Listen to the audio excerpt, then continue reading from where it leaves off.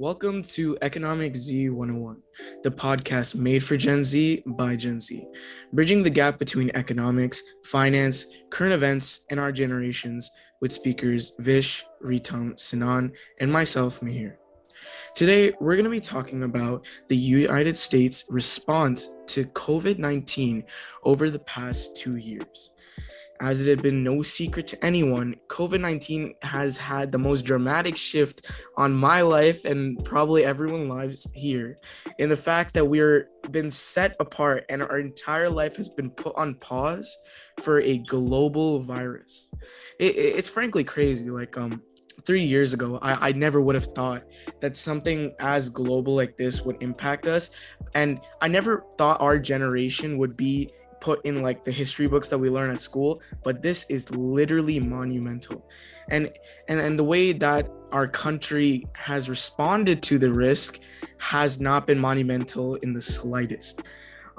With xenophobic comments made by the past administration in Donald Trump, and poor cohesion and coherence as part of the CDC in Biden's administration now.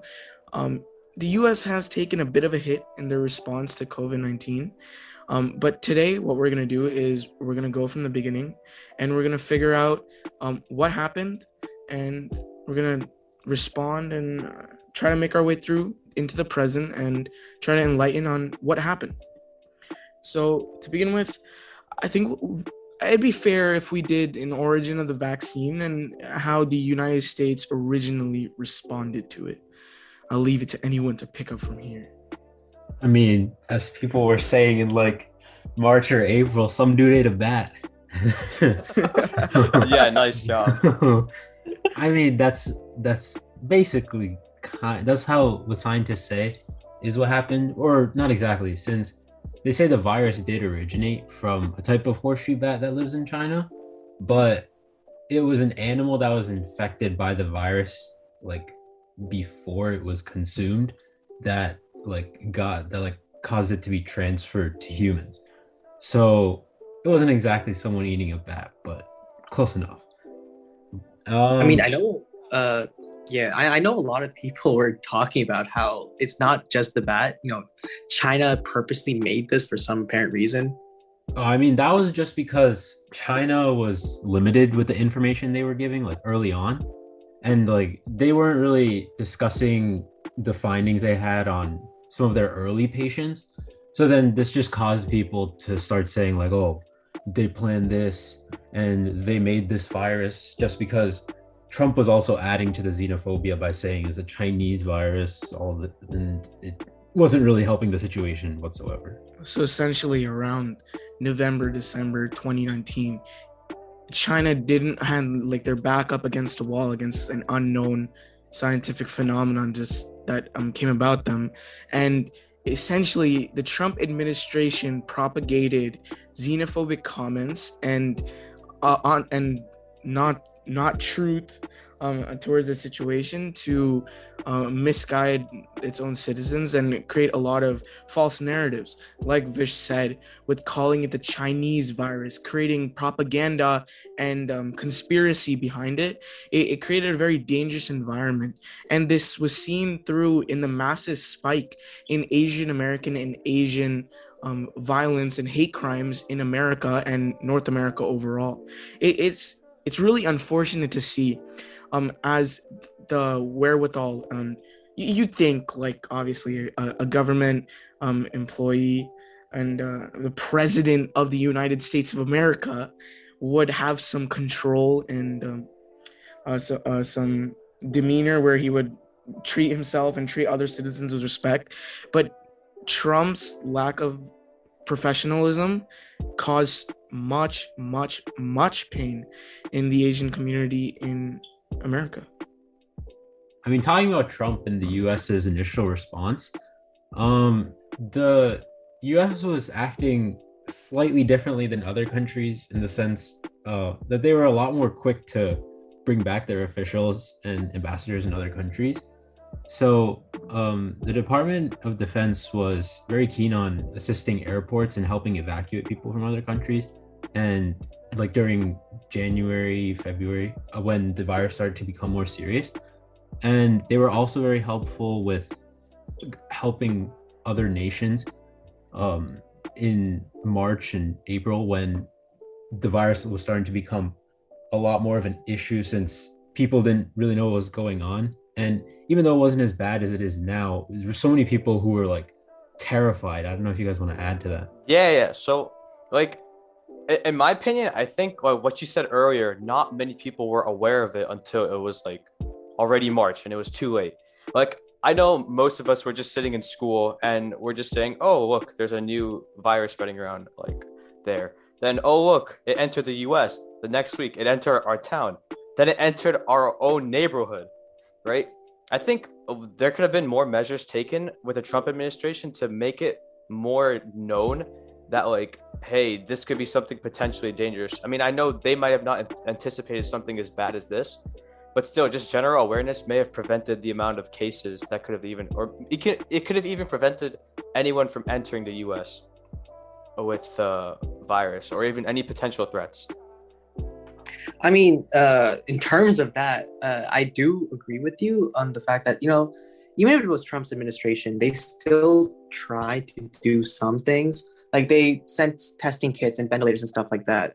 I remember it was something new, right? We expected to have just like a 2-week break, and 2 we were all weeks pretty excited. Yeah, 2 turned weeks. into a year and a half of no school Yeah. in person. I mean that's like absolutely crazy, and I agree with what you guys hit on. Like I think you were right around the edge, but I think this is what the main issue is. I think we all agree, like Sinan said, we didn't really know what was going on unless we were like actually invested in the situation. And I think part of that to blame is the government's response to it in really fickle manners, in the way that they pulled back their ambassadors from other countries, like Vish said, and started putting bans on certain countries and people coming in and out of the country. It wasn't set in a type of environment of safety, rather a theme of nativism or xenophobia. For example, a couple of years ago, or more than that at this point, Trump had put forward the Muslim ban. Instead of focusing on the dangers of terrorism, he started making it about ethnicity and culture, and started vilifying a group of people who, to the largest percentage, were completely innocent, and started alienating them in his own country. Sentiments of that were found in the early parts of COVID, in the fact that by saying the China virus, people of Asian American descent in this country were hurt and villainized by their own leader. And I think we can add to that in the fact that even in the months after, even though we were living our time in bliss and a school had called off and we thought everything was fine, through the beginning and then June of 2020, there were certain programs that were put forward to prevent the spread of COVID when it became a lot more serious to the public eye, when it should have been more serious from a much earlier standpoint. Yeah, so obviously what Mihir said, these things should have been enacted at least a few months before then they should have been enacted. I mean, many government organizations and various measures taken to prevent the spread of the COVID took place after the US had large portions of cases already inside it. So I think one of them was called OWS, which stands for Operation Warp Speed. So basically, the government, they partnered with a bunch of different large companies, and basically their job is to make sure that these companies are accelerating the development, manufacturing, and the distribution of a future COVID-19 vaccine. I mean, when this pandemic hit, one of the first thoughts of people were asking is, when is this vaccine gonna come out? Like, we need this not in a year, which is like normal time for vaccine. We need this tomorrow. And so this was one of the government agencies that tried to help accelerate the mass production and manufacturing of this thing. Then obviously one thing that's been here since the Constitution, the Department of Defense. Like, we might know them as people that take care of international warfare and like other things like that, but they were given a new job, and this job was to overlook the coronavirus situation, mainly in the US. And I mean, some of their jobs were just things like travel restrictions, like we talked about, they approved certain actions taken to protect like first responders. So like mask mandates, protective clothing, etc. They donated and subsidized federal loans to like companies to help with the COVID-19 response. And also they worked with various federal agencies such as like the Department of Health and Human Services, so that like these co-joined agencies can work together to do something about the spread of this vaccine. I mean, like yeah. even to the point, like you said, efforts like this should have been made forward an earlier point, but I don't know if you guys remember February of 2020, the CDC itself was pretty confused on the function of the virus and how to respond to it. Like back then, there was an anti-mask mandate. They said masks weren't required because it wouldn't really function. And then as time went on, more research was done. Dr. Fauci and his team had put forward a mask mandate, and it was put forward to have social distancing of 6 feet. What's interesting is, throughout June 2020 and onwards, progressive developments were made to proactively fight against the virus, as the first half and first quarter of 2020 was more of a feeling out ground. In the US at least, to figure out how the virus stood and what kind of damage it was doing internationally. Like, for example, vaccine companies like the ones that we know now. Personally, I'm Pfizer, and any other vaccine company. Pfizer gang. That's what I'm saying, man. Like Moderna and Johnson & Johnson, they don't understand like type of quality that we've gotten in our vaccines. But as I'm going, these vaccine companies and in privatization started to mass produce these materials for the creation and distribution of vaccine overall. But one thing that probably we don't understand, like on a major market, is somehow I feel like these companies, since they're private, had a connection and catered to certain kinds of countries. Don't you think? Yeah, definitely. Like a lot of first world countries, especially like the US, I'm pretty sure they've agreed to sell these vaccines to the government first and then worry about third world countries later on. I mean, that just kind of shows like how messed up, like even though the globe is fighting a humanitarian problem, it still comes down to like which countries will get it first, second, which ones need it more, which ones don't need it that much. Yeah, I mean, just to add to that, I think that the funniest thing about that is the fact that we have access to vaccines more than any other country, like a lot more countries. Yet the fact is, many people in America don't even choose to take the vaccine, and it's kind of a shock that like not many people want to take it. And I think this stems from the fact that many Republicans believe that they don't need the virus, they don't need the vaccine, and you see like the US having such an abundance of the vaccine here, and then you also have them going, like, since we had the vaccine in early 2021 and then like late 2020ish, people were getting vaccinated. But then because of this, you have people going on vacation and going to places out of the country, when you have people on the other side of the country who are like struggling to stay alive and like praying for their family members. So it's kind of outrageous, and I can see how other countries should probably be pissed at the. Yeah, like, Vish, I listen. I completely agree with that sentiment. It's honestly crazy, right?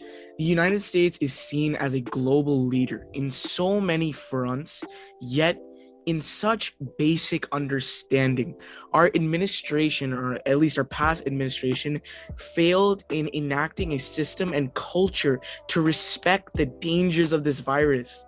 Like, and I know, maybe Ritam, you can speak on like how the vaccine developments happened in the latter half of the year and how they improved. So in terms of current like days, Pfizer vaccine itself has still gotten major popularity. For one thing, it's trying to be FDA approved.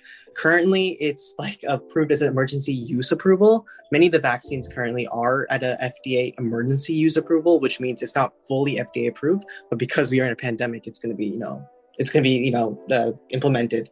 And what is it currently for things like Johnson & Johnson and Moderna and Pfizer? One of the popular things. It's popular vaccines. It's increased like exponentially in terms of getting access to other people.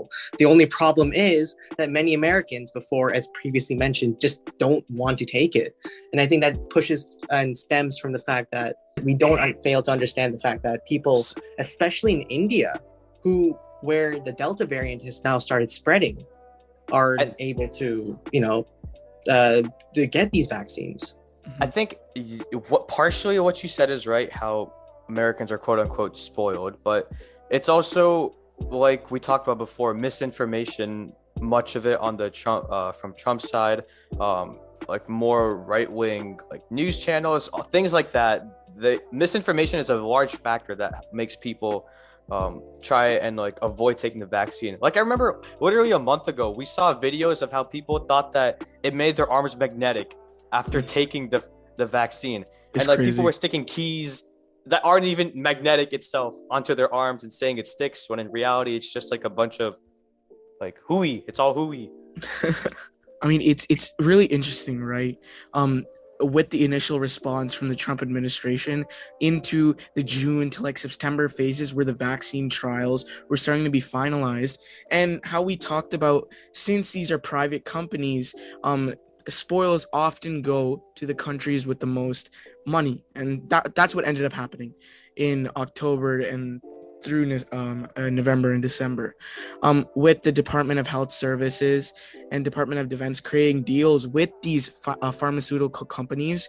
They partnered with CVS and Walgreens to provide the vaccine to people to little or no charge, yet you still had people who just didn't want to take it.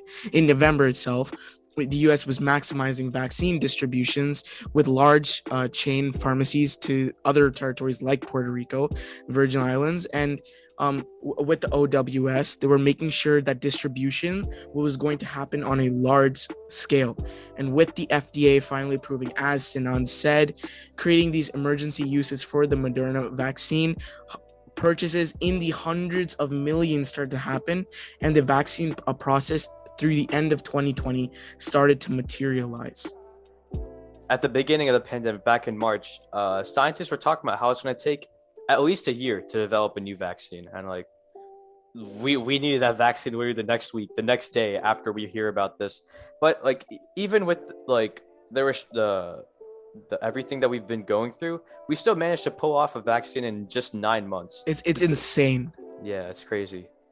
At the beginning of 2021, Pfizer had started making like massive strides in administrating it, and despite deep criticism from the Trump administration, Fauci got through, and Pfizer became the most popular vaccine. What ended up happening, as Vish said, with the FDA approval, it was an emergency approval. So a lot of anti-vaxxers started holding the sentiment, hey, if the FDA can't fully approve it and our government, which we do not trust, by the way, doesn't approve it, then how are we as citizens going to feel comfortable taking the vaccine? Reality situation is these group of doctors and scientists that have studied it are incredibly legacy, have studied it for their entire lives on biology, chemical biology, and are extremely well versed in the subjects that they maintain dominance over. And the fact that we are able to see such a drastic decrease, even with the Delta variant rising in prominence today, shows the impact of the vaccines and the importance of them in commercialized and larger environments like the US. Speaking of Trump and Biden and their response to COVID, I guess we can shed light and provide context to what are the major differences between the two, and what was more successful and what was more harmful to the country at what points and when. Obviously, Trump had held the brunt of the criticisms for the virus, as he had taken it on head first when it's during its genesis and inception. But Trump had lost the election, and Biden took over officially in January of 2021, and strides have been made. Trump kind of made the virus seem much less of an issue as it was.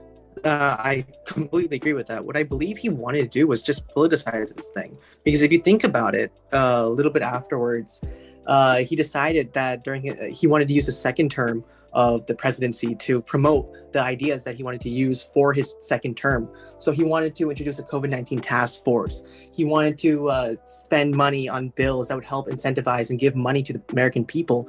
But he only promised this if he was elected a second term. And in return, that was just him trying to bribe people into voting for him. I mean, I think you hit it head on. Trump politicized the majority of it. So Yeah, so I was gonna say, like, between Trump's administration and Biden's administration, there is like a lot of differences that like to take in. I mean, literally in the first month of Biden sitting in office, he worked with the Department of Defense, Health and Human Services, acquired 100 million doses of the COVID-19 vaccine. They announced a $10 billion investment to expand access to COVID-19. And literally in the first few days of office, he signed an executive order which required wearing masks, which were finally set in stone. He promoted COVID-19 like safety and domestic international travel. And one other thing, he promoted an improvement in easy access to treatments for COVID-19. Like, some people, they can just walk into their local pharmacy and request to sign up for like an appointment to get the vaccine. He made it so easy for that. Whereas people like Trump were literally arguing with like our country's top scientists, like Dr. Fauci, blaming him for like misinformation that wasn't even like accurate. Like, Yeah, there's really obvious changes between those two. what I think what Biden did was impressive, and after this I think we can go into the things that we think that he did poorly. As soon as he came in, as expected of most presidents coming in during a international crisis as this, he had signed in 13 executive orders, putting on the executive board for COVID pandemic testing, making the national security directive, worker health and safety laws, equitable pandemic response and recovery team, data-driven response to COVID. See, there's a lot of tangible things that we can see from the beginning of Biden's presidency in response to COVID they came across, and you can appreciate that, especially in the bad situation that the world and America was in response to COVID. Also, in terms of the foreign restriction that Trump had, Biden wanted to focus on global engagement. So he wanted to reverse the withdrawing of the WHO organization from Trump, which he originally wanted to withdraw. And another thing is that they wanted to have the promotion of a global health emergency board, where they focused on helping other low-income communities globally, which is really great considering the fact that they wanted to help focus on creating more foreign relations, which is something kind of needed, especially considering the fact that we're all inside. I think I can agree with that. Strides were made, but play devil's advocate for a minute. I think the Biden administration did sincerely mess up in certain places in regards to how the CDC went about further continuing their relationship with mask mandates. As popularized in a rant by Trevor Noah of The Daily Show, Biden wanted to provide, now they're putting out a chart that says, even if you get vaccinated, you can only do 2 more things without a mask on. 2, guys, what the hell? The stuff that you're saying to people is incoherent. You're telling us these new vaccines are 95% effective and will stop coronavirus, but we can't do anything without a mask now? See, the lack of coherence that was put forward with the CDC and the Biden administration created fear and confusion in the eyes of the American population and started to draw on the faults that Trump had created in his last year of his presidency, saying that Anthony Fauci had drawn back on his mask mandates, and now the CDC was going back against another thing that they said.